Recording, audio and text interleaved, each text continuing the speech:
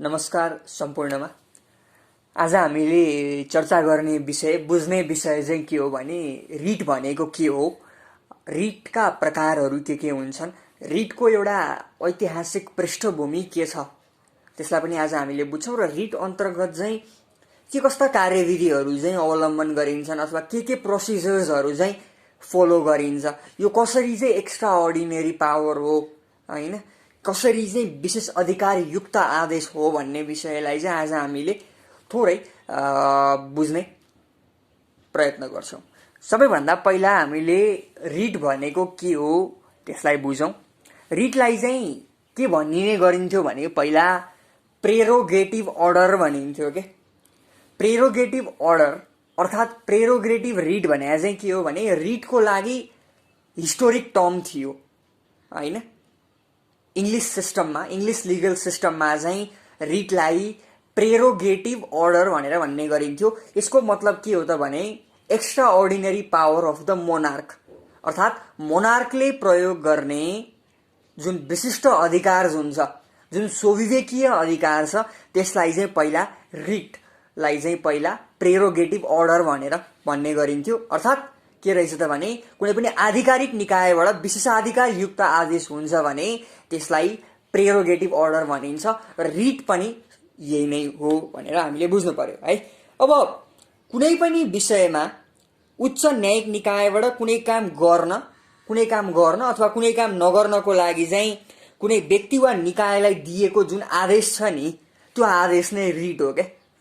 यसरी बुझ्नु पर्यो हामीले हैन। अर्थात् कुनै पनि व्यक्तिको अधिकार हनन भएको छ भने त्यो अधिकारको प्रचलनको लागि प्रयोग गरिने साधारण उपचार होइन, असाधारण उपचार अर्थात् एक्स्ट्रा अर्डिनरी जुन पाटो छ त्यसलाई नै के भनिन्छ भन्दाखेरि रिट भनेर भनिन्छ। अब रिट चाहिँ कस्तो कस्तो अवस्थामा चाहिँ जारी गर्न सकिन्छ भन्ने विषयमा पनि हामीले बुझ्न जरुरी हुन्छ। जस्तो संविधानद्वारा दिइएको जुन मौलिक हक छ, जस्तो हाम्रो संविधानमा भाग 3 मा चाहिँ जुन फन्डामेन्टल राइट्सहरू चाहिँ हामीलाई ग्रान्ट गरिएको छ, इन्श्राइन गरिएको छ, यदि त्यो फन्डामेन्टल राइट्स उप चाहिँ अनुचित बन्देज लगाइएको अवस्थामा हैन, त्यो अधिकारको प्रचलनको लागि एउटा कन्डिसन यसरी चाहिँ रिट जारी हुन सक्छ।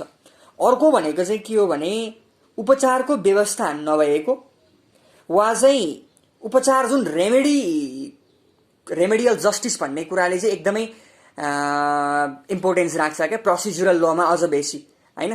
भन्न खोजेको के हो भने जस्तो राइट छ तर रेमेडी छैन, अथवा रेमेडी छ तर त्यो अपर्याप्त छ, सफिसियन्ट छैन भने त्यो अवस्थामा पनि रिट जारी हुन सक्छ भनेर हामीले बुझ्नु पर्यो। अर्को भनेको चाहिँ सार्वजनिक हक वा चाहिँ सरोकार जुन पब्लिक इन्ट्रेस्टको म्याटरहरू छ, मतलब कुनै एक व्यक्तिको भनौँ न अधिकार अथवा एक व्यक्तिको चासो मात्रै सन्निहित नभएर सम्पूर्ण समाजको भनौँ अथवा निश्चित वर्गको भनौँ पब्लिक रूपमा चाहिँ त्यो किसिमले चाहिँ त्यो चासो सन्निहित भएको छ भने त्यो अवस्थामा पब्लिक इन्ट्रेस्ट अर्थात् सार्वजनिक हक वा सरोकारको विवाद समावेश भएको कुनै पनि किसिमको संवैधानिक वा कानुनी प्रश्नको निरूपणता गर्नको लागि पनि रिट जारी हुन्छ भनेर बुझ्नु पर्यो। अर्को भनेको चाहिँ कानुन बाजिएको अवस्था अर्थात् कानुन कन्ट्राडिक्ट भएको अवस्थामा पनि रिट जारी हुन्छ भनेर चाहिँ यसरी बुझ्नु पर्यो। अर्थात् आवश्यक र उपयुक्त आदेश चाहिँ जारी गरेर चाहिँ हक प्रचलन गराउने अथवा चाहिँ विवादलाई चाहिँ टुङ्गो लाउनको लागि चाहिँ असाधारण क्षेत्रको प्रयोग गरिन्छ, असाधारण अधिकारको प्रयोग गरिन्छ। त्यसलाई चाहिँ रिटको क्याटेगोरीमा राखेर हामीले हेर्न सक्छौँ र यो प्रयोजनको लागि चाहिँ पूर्ण रूपमा न्याय गरी उचित उपचार प्रदान गर्नको लागि चाहिँ सर्वोच्च अदालतले बन्दी प्रत्यक्षीकरण अर्थात् ह्याबियस कर्पस, परमादेश अर्थात् म्यान्डेमस, त्यसपछि उत्प्रेषण अर्थात् सर्सियोरारी, प्रतिषेध प्रोहिबिसन र अधिकार परीक्षा अर्थात् को वारन्टो गरेर चाहिँ 5 वटा उपयुक्त आदेश चाहिँ जारी गर्न सक्छ। त्यसैगरी उच्च अदालतलाई पनि यही 5 वटा रिट क्षेत्राधिकार हुन्छ भने जिल्ला अदालतलाई चाहिँ बन्दी प्रत्यक्षीकरण र जुन ह्याबियस कर्पस र प्रोहिबिसनको अधिकार हुन्छ, अर्थात् बन्दी प्रत्यक्षीकरण र निषेधाज्ञाको अधिकार हुन्छ। यसरी चाहिँ तीन तहको अदालतलाई चाहिँ यसरी यो विषयमा चाहिँ यो रिट चाहिँ सुनवाई गर्न पाइने भनेर त्यो संविधान त लेखिएको छ भनेर यसरी बुझ्नु पर्यो। यो चाहिँ के भयो भने रिटको एउटा परिभाषा भयो के। अब रिटको ऐतिहासिक पृष्ठभूमि पनि हामीले बुझ्नुपर्ने हुन्छ हैन।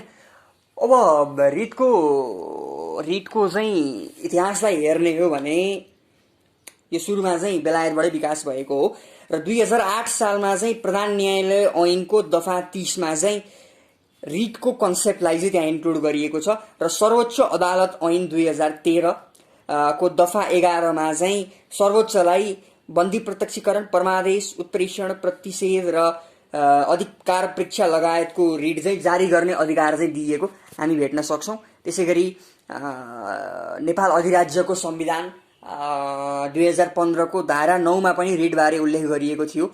2015 सालदेखि त अब कानुन पत्रिकाको प्रकाशन नै सुरु भयो अनि 2019 सालको संविधानको धारा 73 मा चाहिँ रिट बारे उल्लेख गरिएको थियो र 2047 को संविधानको धारा 88 को 2 मा रिट बारे व्यवस्था गरिएको थियो भने नेपालको अन्तरिम संविधान 2063 को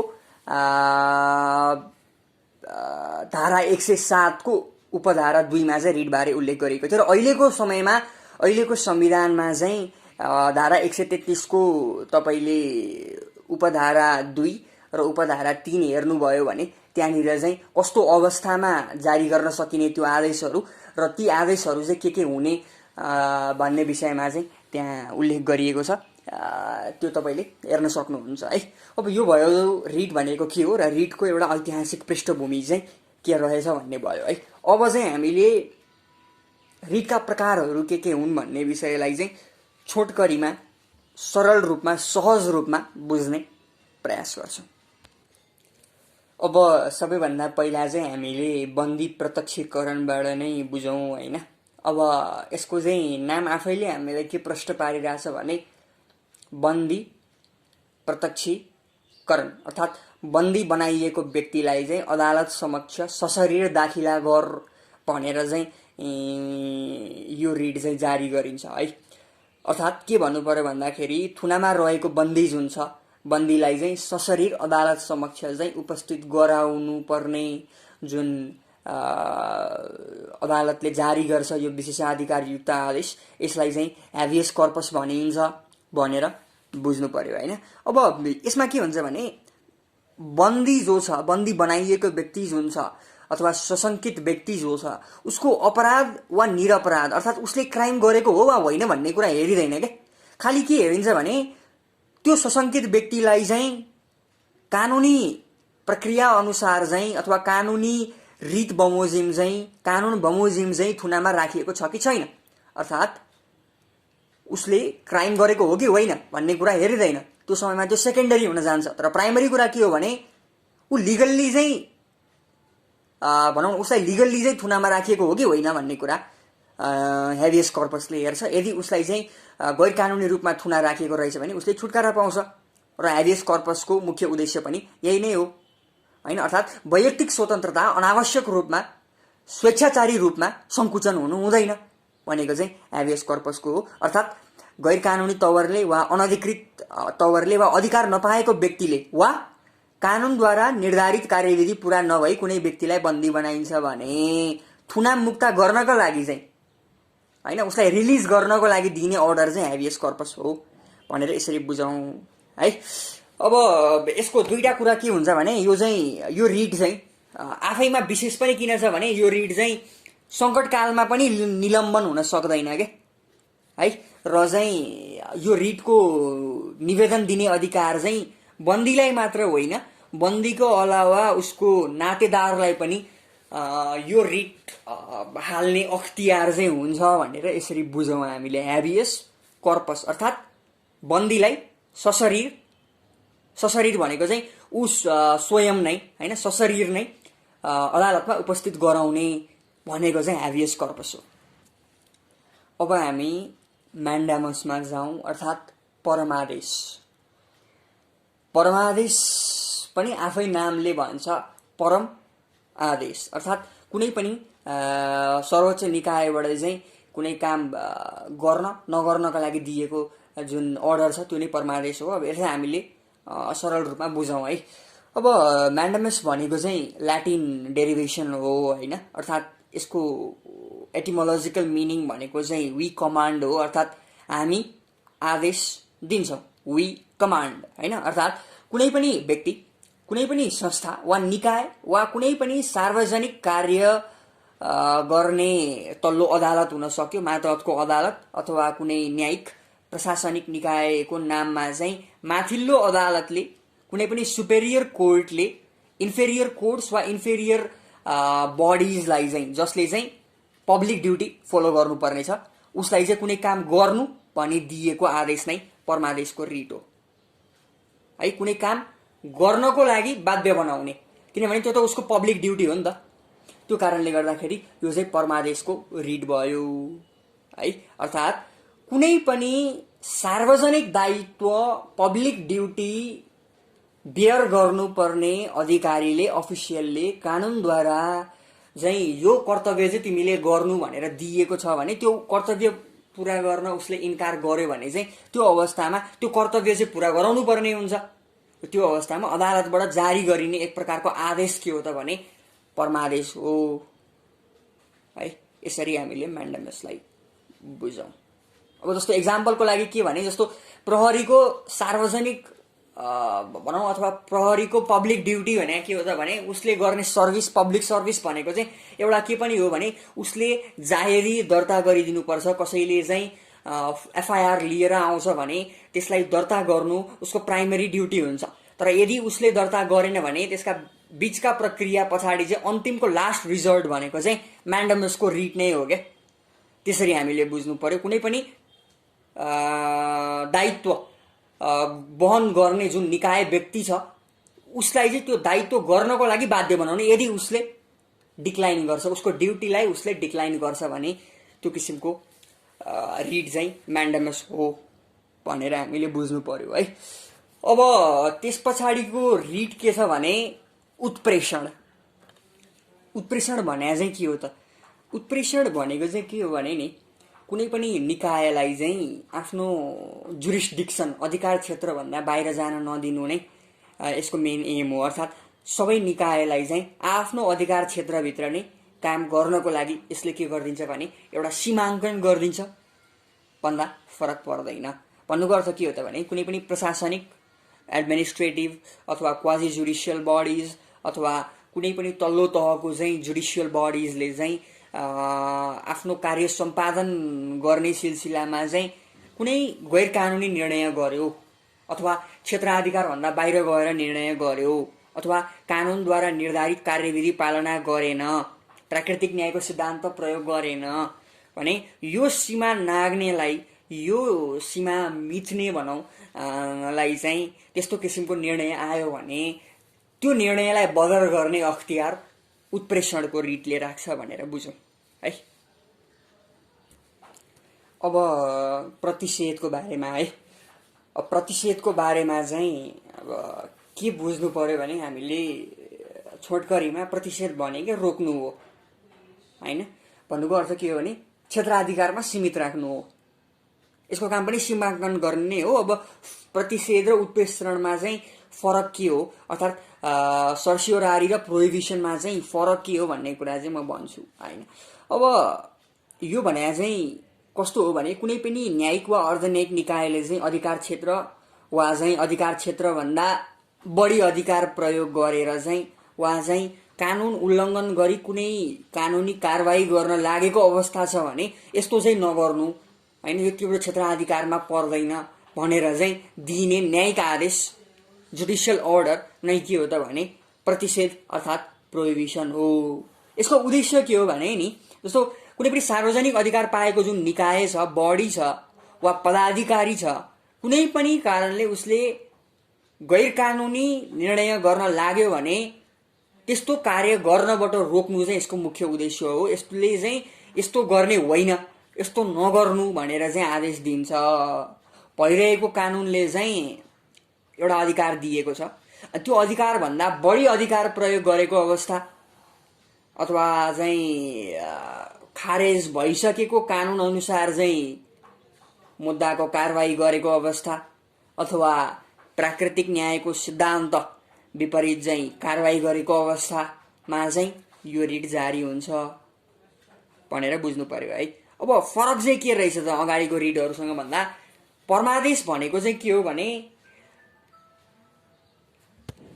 कुनै पनि न्यायिक, अर्धन्यायिक, प्रशासनिक वा सार्वजनिक पद धारण गरेको व्यक्ति विरुद्ध चाहिँ परमादेश जारी गरिन्छ हैन। प्रतिषेधले निषेध गर्छ, प्रोहिबिट गर्छ। उत्प्रेषणले के गर्छ त भने निषेध पनि गर्छ, निदान पनि गर्छ। अर्थात् निषेध पनि गर्छ, त्यो निर्णयलाई बदर पनि गर्छ भनेर चाहिँ हामीले बुझ्नु पर्यो। अर्थात् उत्प्रेषणले चाहिँ कुनै कार्य बदर गर्छ, परमादेशले कुनै कार्य गर्नको लागि बाध्य पार्छ, प्रतिषेधले के गर्छ त भने हुन लागेको कार्यलाई रोक्छ भनेर यसरी हामीले बुझ्नु पर्यो। ल अब हामी अधिकार परीक्षामा प्रवेश गरौँ। अधिकार परीक्षा चाहिँ 5औं रिट हो। इङ्ग्लिसमा उल्था गर्दा क्वो वारन्टो भनिन्छ र यसको शाब्दिक अर्थ के हो भने बाई वाट अथोरिटी हैन। मतलब तिमीले कुन अधिकारले त्यो पद धारण गर्ने शक्ति राख्छौ भनेर सोधिने प्रश्न हो भन्ने हिसाबले बुझौँ हामीले। जस्तो के भने कुनै पनि व्यक्ति अथवा कुनै पनि पदाधिकारीले चाहिँ गरेको कुनै काम कारवाही चाहिँ ले चाहिँ के कस्तो अधिकार अन्तर्गत चाहिँ गरिएको भनेर सोधिन्छ के। अर्थात् सार्वजनिक पदमा भएको नियुक्ति जुन छ नि ओ त्यससँग चाहिँ सम्बन्धित रिट भनेको चाहिँ क्वो वारन्टो हो, अर्थात् अधिकार परीक्षा हो। र कुनै पनि व्यक्तिले विवादित पद चाहिँ धारण गर्ने अधिकार राख्दैन भन्ने कुरा चाहिँ यसको सोल मोटिभ हो भने अदालतले चाहिँ निजलाई उक्त पदमा रही काम गर्नबाट निषेध गर्छ र त्यो पदलाई चाहिँ रिक्त घोषणा गर्छ। अर्थात् कुनै पनि